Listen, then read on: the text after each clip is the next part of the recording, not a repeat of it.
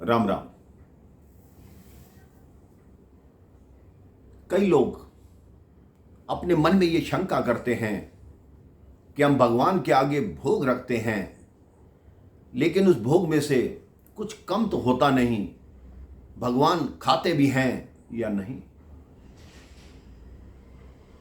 वो कहते हैं आप सच्चे भाव से खिलाकर तो देखिए, भगवान खाते हैं। एक महिला अपने 5 वर्षीय पुत्र के साथ भगवान का भोग बनाकर मंदिर में गई। जब वो मंदिर में गई, उन्होंने वो भोग भगवान के आगे रखा, अपनी पूजा अर्चना की, साधना की और वो भोग की थाली उठाकर अपने घर को चलने लगी। उनके 5 वर्षीय पुत्र ने एक प्रश्न पूछा कि हे मां,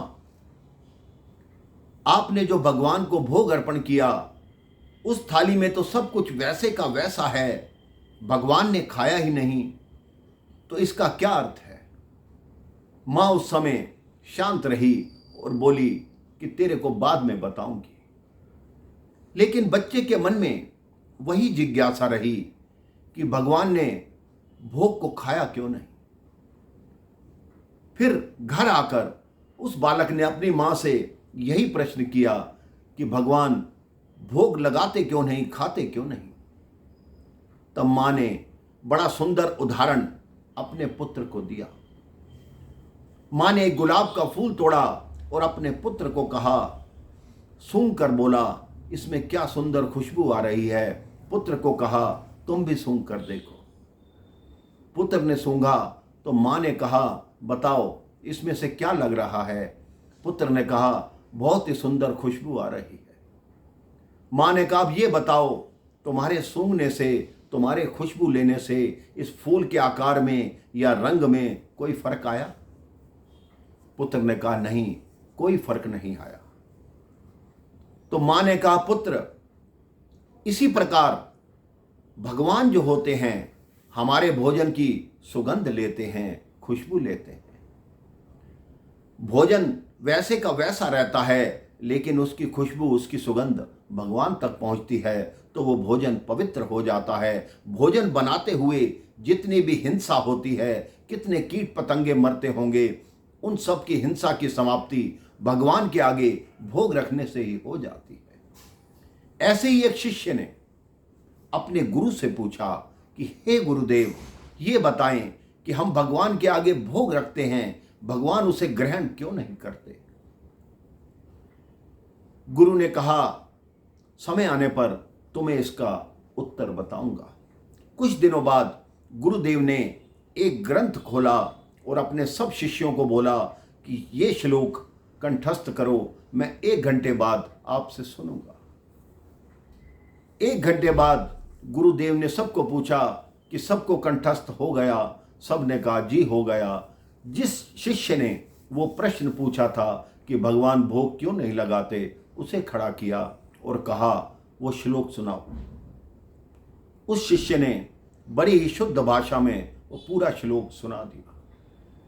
लेकिन गुरुजी ने न हाँ में न ना में अपना शीश नहीं हिलाया। तो शिष्य ने कहा, गुरुदेव, मैंने श्लोक बिल्कुल शुद्ध पढ़ा है, आप पुस्तक खोल कर देख लीजिए। गुरुदेव ने वो ग्रंथ खोला और शिष्य से कहा, ये श्लोक तो अपनी जगह है, ये श्लोक तो यहां से हिला नहीं, इसका आकार कम नहीं हुआ, इसका आकार बड़ा नहीं। तब गुरुदेव ने समझाया कि ये श्लोक है, ये स्थूल रूप में है, वही श्लोक तुम्हारे दिमाग में सूक्ष्म रूप में रट गया है। भगवान भी, हमारे जो भोजन होता है वो स्थूल रूप होता है और भगवान उसको सूक्ष्म रूप में ग्रहण कर लेते हैं। भगवान भाव के भूखे हैं।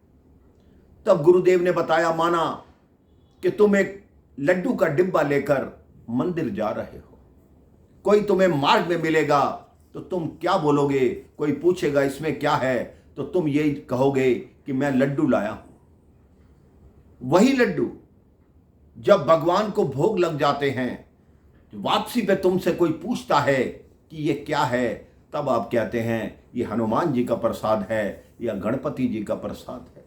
ना लड्डू का आकार बदला, ना रंग बदला, तो नाम कैसे बदल गया? नाम इसलिए बदला क्योंकि वो भगवान का भोग बन गए। आप भी अपने मन से ये शंका निकाल दीजिए कि भगवान भोग नहीं लगाते। अरे आप प्रेम से बुला कर देखो, भगवान भोग भी लगाएंगे और आपके भोजन को पवित्र भी करेंगे। आप अपने जीवन में, अपने घर में जैसा भी भोग बनाएं, अपने भगवान को अवश्य लगाएं। भगवान भाव के भूखे हैं और हमेशा आपके जीवन में कभी भोजन की कमी नहीं आएगी। भगवान का भोग लगा भोजन कभी भी कम नहीं होता। आपके अन्न में वृद्धि होती रहेगी, आपका जीवन सुखी रहेगा। राम राम, जय श्री राम।